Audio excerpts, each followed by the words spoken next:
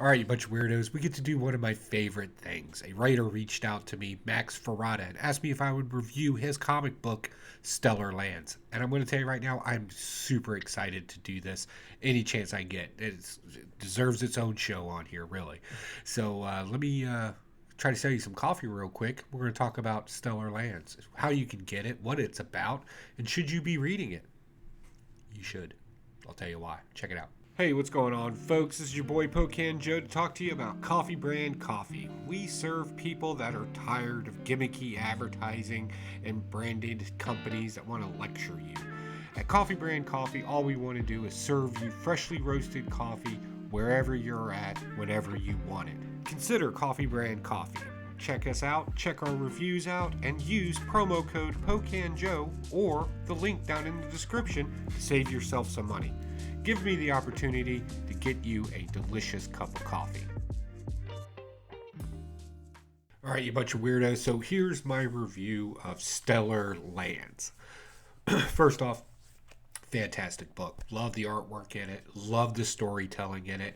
It is truly great. What we have here is we have a heroine who gets tasked by typical bureaucracy to have to go do a secret mission off onto another moon or planet. Doesn't really matter, right? A global structure in space. Right? You got to go out there. It was a long abandoned base, but they've been getting some activities. So she zooms out there because she's got superpowers, right? So think think Superman spending a lot more time in space type of character, right? Takes off over there and finds out, of course, as you would predict, things aren't the way that they seem, right? Another fraction gets added into this. So we have the supposed bad guys, right, doing nefarious things up there. And we have a local rebellion contingency of natives there as well, right, who turn out to be kind of douchebags, by the way, in probably the best way possible. And then, of course, our outside influence, our superhero. The interaction of not having to know or not being able to understand what's going on in the environment, learning from the natives to get inside of the environment, and then have a threat on top of it, and then, of course, your average twist into it, just to kind of speed the story up a little bit. Now, you're probably thinking, this sounds like a basic, M. Night Shyamalan type of deal. It's not. Let me make that clear first. And it's not your typical sci fi story either. This book does something that I absolutely love, and it's proof that the team, both the writers, the artists, actually spend time, energy, and effort in their creation here. There's three major advertisements that happen in this where we see an alien being advertise something to you, and then in the next couple of pages, over the next few panels, you'll see this particular device being used, right? One deals with motion sickness, which was hilarious. Two was a shooter shocker thing to zap people like a taser type of thing. It was brilliant.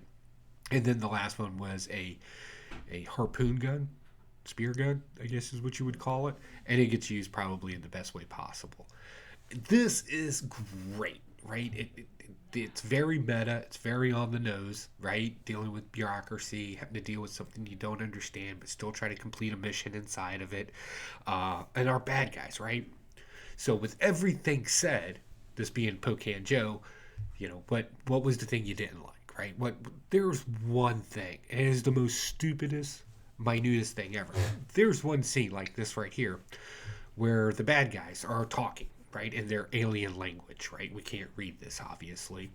And a character says something back in their native language, and we have no idea what this dialogue is. Now, to be fair, right? It could be a total explanation set up for issue two.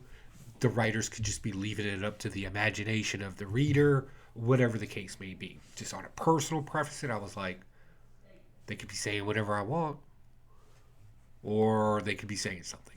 Again, I don't know.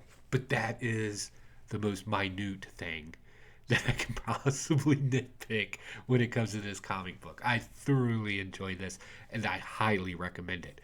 This book is currently on a Kickstarter for Stellar Lands number 2, and you can pick up these issues, of course, at, I believe it's Comic Studio. I will link everything down in the description. Definitely, if nothing else, go take a look at it yourself. I'm sure Max and his team over there would very much appreciate it, and it is just fun. just go have some fun with this book. Great artwork, great story. I didn't give you any spoilers because this thing kind of takes you on a few little twists here and there where things get, well, let's just say things get violent. And I like violence.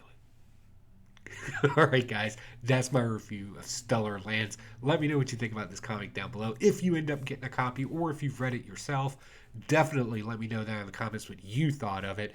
And more importantly, if you're an independent creator out there that currently has a comic book and you just want somebody to read it and talk about it, I'm happy to do it. You can just contact me directly on Instagram. I'm happy to help in any way that I can. Other than that, guys, I got nothing else. I got to get ready. Big projects this weekend over at the Evil Air. I'll talk to you all later. Bye.